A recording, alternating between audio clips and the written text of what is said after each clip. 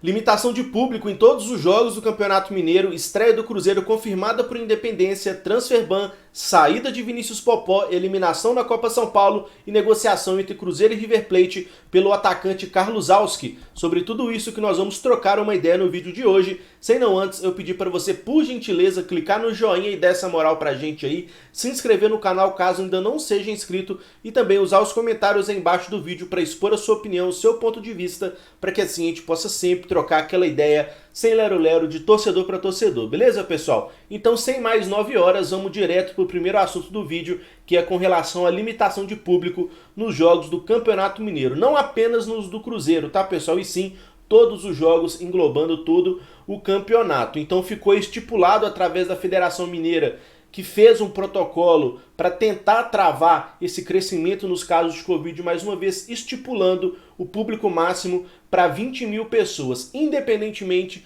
da capacidade do estádio. Então, se for no Mineirão, com capacidade para 62 mil pessoas, público máximo será de 20 mil. Se for no Independência, como será a estreia do Cruzeiro, que tem ali a capacidade máxima mesmo, próximo aos 20 mil, também será 20 mil o público permitido, o que para mim soa um tanto quanto estranho, porque até então os protocolos de segurança da Covid, desde que começou lá atrás, visava sempre uma porcentagem da capacidade máxima do estádio, 20%, 30%, 50%, só que agora simplesmente adotaram um número X de torcedores, que são 20 mil, independentemente da capacidade do estádio. Então existe ainda assim, com o público reduzido, a real possibilidade da gente ter uma Independência completamente aglomerado. Se fosse no Mineirão, 20 mil seria o equivalente a 30% da capacidade, daria um espaçamento legal. Mas como os jogos de Cruzeiro e Atlético inicialmente serão no Independência por causa do Mineirão estar à disposição da seleção brasileira,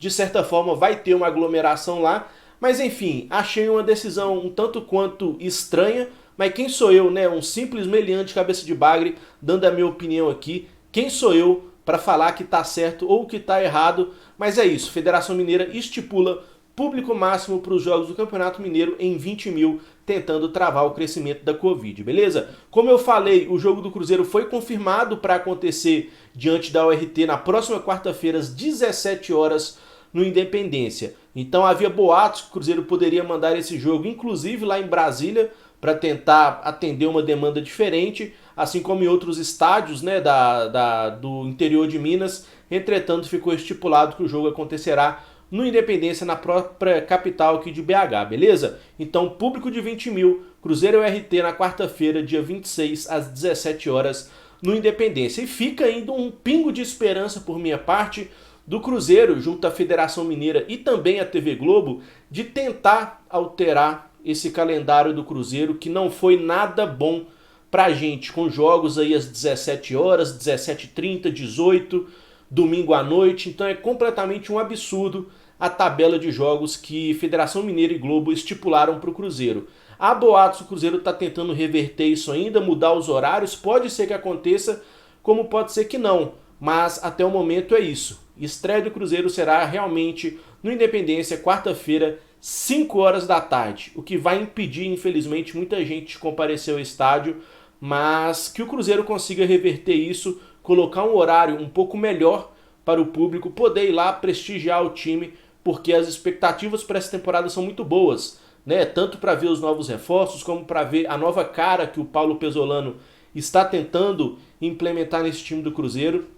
Então que a gente consiga êxito nessa negociação aí e que haja ainda a possibilidade de alterar esse horário, empurrar o jogo para a parte da noite da mesma quarta-feira. Beleza, pessoal? Sobre transfer ban, o Pedro Martins, que é o novo diretor de futebol do Cruzeiro, acabou dando uma entrevista coletiva hoje no próprio canal oficial do Cruzeiro no YouTube, onde ele foi questionado com algumas coisas e departamento de futebol, contratações, sobre o teto do goleiro Rafael Cabral, se foi ultrapassado ou não, de acordo com a política que vinha sendo implementada de salários no Cruzeiro, e ele respondeu que não, que está dentro do teto, que está dentro do planejamento, e foi perguntado com relação também ao transfer ban. Se eu não me engano, foi uma pergunta feita lá pela galera do portal Deus Me Dibre, uma pergunta bem legal e que precisava de um esclarecimento para tentar dar algum conforto / alguma tranquilidade para nós torcedores do Cruzeiro. Ele falou que a equipe está trabalhando no Transferban, estão tentando negociar a dívida para tentar pagar um pouco menos do que realmente é devido, que hoje está na casa dos 22, 23 milhões de reais. E ele disse que sim, podemos esperar o pagamento nos próximos dias ou até mesmo nas próximas horas. Então deixou aí um espaço de tempo em aberto, deixando claro que pode ser pago hoje ou nos próximos dias, dando a entender que a ideia é pagar o Transferban antes do início do Campeonato Mineiro. Ele não falou sobre prazo, quanto tempo vai demorar para a FIFA reconhecer o pagamento, para tirar a sanção do Cruzeiro, fazendo com que assim a gente esteja apto a registrar os novos atletas. E isso tem me preocupado muito, cara. Eu tenho visto a repercussão dessa entrevista dele nas redes sociais, da galera falando que tem que ter paciência, que é só o Mineiro que vai pagar o Transferban, mas se não der para pagar, vai utilizar os meninos da base.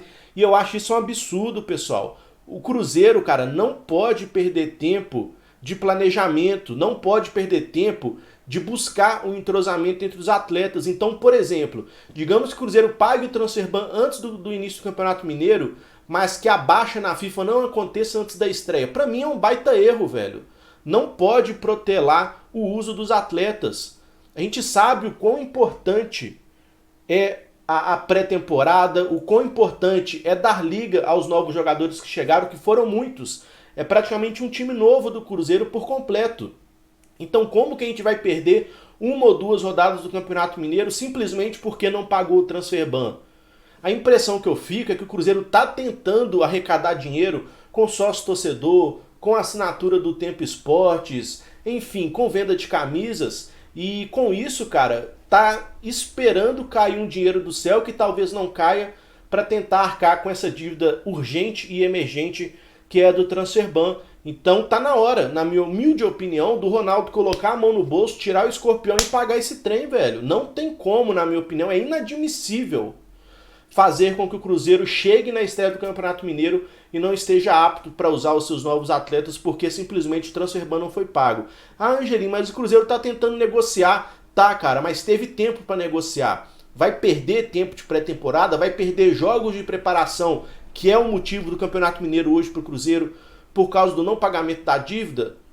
Se o Ronaldo assumiu a responsabilidade de investir os 400 milhões no Cruzeiro, se a previsão de investimento para dívidas urgentes era de 80 milhões, tá na hora de colocar a mão no bolso, cara. E sinceramente, pessoal, eu não acho que eu tô sendo radical, não. Tô gostando do planejamento do Cruzeiro, tá cortando o que tinha que ser cortado lá em 2019, mas a parte desportiva me preocupa. A gente não fez nenhum jogo amistoso, nenhum jogo treino com qualquer outro clube, pra gente ter ideia de um esboço inicial do time, da estrutura, quem vai jogar, quem não vai, quem vai ser reserva, e agora a gente corre o risco para a estreia do Campeonato Mineiro não ter os atletas à disposição do treinador Paulo Pesolano. Então eu sinceramente, apesar de eu estar gostando do caminho que a gestão do Ronaldo tem tomado, né, frente ao Cruzeiro, eu acho que vai ser um baita erro caso eles protelem o pagamento do Transferban e a gente fique impossibilitado de utilizar os novos atletas, mas essa é só a minha opinião. Quem discordar, acho ok também, e usa os comentários aí para que a gente possa trocar uma ideia, beleza, pessoal? Vinícius Popó, tão badalado na base do Cruzeiro, mas que infelizmente não teve chance no profissional, deve ser o próximo jogador, a dar a linha da Toca da Raposa. O nome dele estava naquela lista de jogadores que seriam aproveitados durante a temporada, entretanto, o seu nome agora parece ser uma carta fora do baralho. O Ronaldo tentando cortar gastos, custos, austeridade financeira total, e o Vinícius Popó me parece ser um daqueles atletas de categoria de base que já tem um salário considerado alto, sem nem mesmo ter feito algo de tão relevante assim. Na base a gente sabe que o cara era matador, só que no profissional, no Cruzeiro, ele ainda não teve oportunidade. E aí eu tenho visto muita gente falar também, Angelim, mas ele teve chance no Sport, no Goiás e não correspondeu. Beleza, não tem como brigar contra os números, ele realmente não correspondeu. Só que outro atleta que não correspondeu, que não atendeu às expectativas nos seus empréstimos, foi o Lucas Ventura, mais conhecido como Nonoca. E hoje ele é um jogador importante para o elenco do Cruzeiro, do time principal. Então se aconteceu com o Lucas Ventura, por que não pode acontecer com o Vinícius Popó também? Então assim, o mínimo que eu prezo aqui, cara, eu bato na tecla de que o jogador, o mínimo que ele tem que ter é oportunidade. Se ele vai corresponder ou não, não sei. mas coloca para jogar para saber se ele vai dar conta ou não do recado. E agora o Vinícius Popó está nessa iminência de sair do Cruzeiro, ter o seu contrato rescindido. O Vinícius Popó hoje ainda tem contrato até o fim de 24, um jogador muito promissor, artilheiro nas categorias de base, mas que pode ter o seu contrato rescindido com o Cruzeiro e dar continuidade na sua carreira em outro clube. Eu acho um erro. Por mais que ele tenha um salário considerado alto, eu acho um erro rescindir o contrato e simplesmente deixá-lo ir sem nem mesmo ter dado chance para ele no time principal do Cruzeiro.